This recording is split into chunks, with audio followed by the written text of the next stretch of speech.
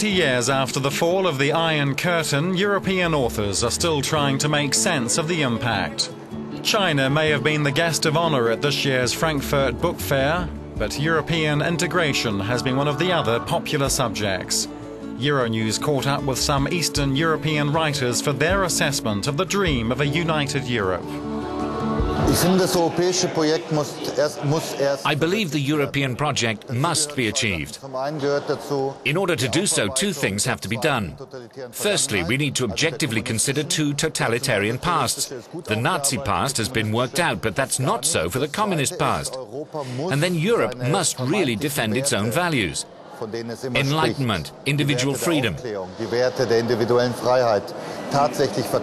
It's absurd to have a rhetoric that defends these rights, but then in our own countries everyone's freedom counts less and less.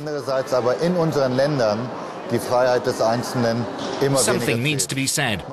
In many of these Eastern European countries, people have not really fought for change.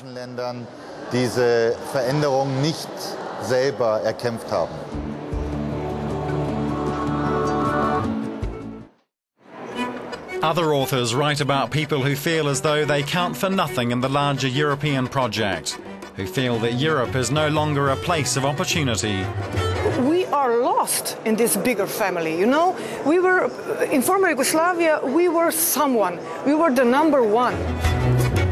And now we are part of something that is so big that we are not important at all. It's really funny to see how we lived, I mean, in communism, because, you know, it's really funny that everybody thought that living under communism was so hard, because we didn't have nothing, but we did have each other. I would like to give you one of this communistic system. I think that we all... And it's clear that coping with the end of communism and the transformation to democracy and European integration has not been easy for many. It perfectly works. The reality of post-communism in Slovakia was very complicated, like a great deal of other post-communist countries.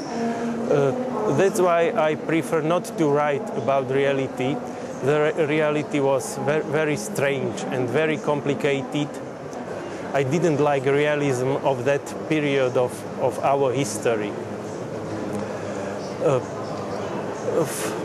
In the last 3 or 4 years, situation is much more better. In his latest book, this author tries to make sense of the historic events that happened in Europe 20 years ago.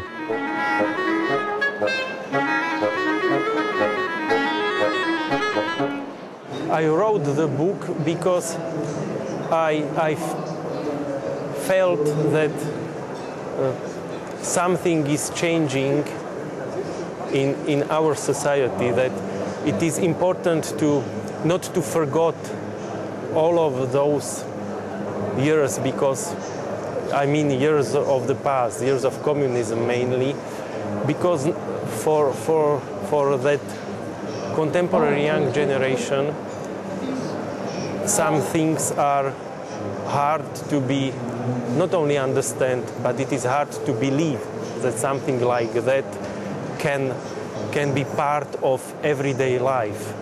So I think that it is important to not to forget it. That's why I write the book. And not everyone is writing standard non-fiction on the issue. Some have decided to move towards escapism, such as fairy tales for a younger generation. We do not have a future at all. But when we are trying to build the kids' personality in the way that they will be able to choose in a good way, we can do this through the literature. And in the literature, we can use both words, the pure reality and, of course, the imagination and magical words. And I like those flowing between two words, because through that, perhaps they can also be their own creativity and also do something on their consciousness which they will need when they will be adult. authors are also examining the kind of change that took place after the fall of the Iron Curtain and whether real reform or progress has been possible. In Ländern wie Bulgarien und Rumänien zum Beispiel hat die alte Elite. In countries such as Bulgaria or Romania, for example, the old nomenclatura is still in power. It has just transformed itself. It was just a cosmetic change. But in fact, it holds economic and political power still and controls the judicial system. So we can't speak of real social equality. Zu einem wirklichen Mitspracherecht des Volkes gekommen. Gerade deswegen ist das Volk sehr, sehr skeptisch. That's the reason why people are really skeptical about Europe. For many, the EU is nothing but the same corrupt, mafia-like power on a supranational level. Als eine Fortsetzung der korrupten, mafiösen eigenen Elite auf supranationaler Ebene.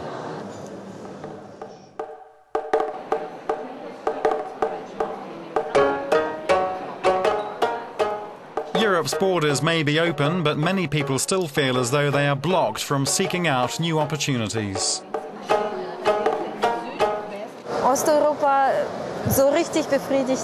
Eastern Europe is still not really at peace. Very often there are troubles, problems and conflicts happening in neighbouring countries. And you can feel other people's pain. For instance, I have been affected by the conflict in Ossetia and Abkhazia. Das hat mich damals sehr mitgenommen und es ist klar, dass Leute aus dem Osten, also aus meiner Erfahrung. Also, speaking from experience, many Eastern Europeans have an outstanding cultural education, but they are unable to find a good job in Europe. Bildungsstatus, aber durch ihre Laufbahn konnten sie. When they look for a job to match their skills, often they don't find it. Und wenn sie dann sozusagen in Europa versuchen zu arbeiten, ist es dann manchmal ein bisschen schwierig. But there is reason for optimism. Ein Wort fällt mir ein, ich habe Hoffnung. I can think of a word, hope. Even if something goes wrong, you have to carry on. Es geht weiter. And those who gathered in Frankfurt know they have a crucial role to play in recording the rapidly changing face of world history.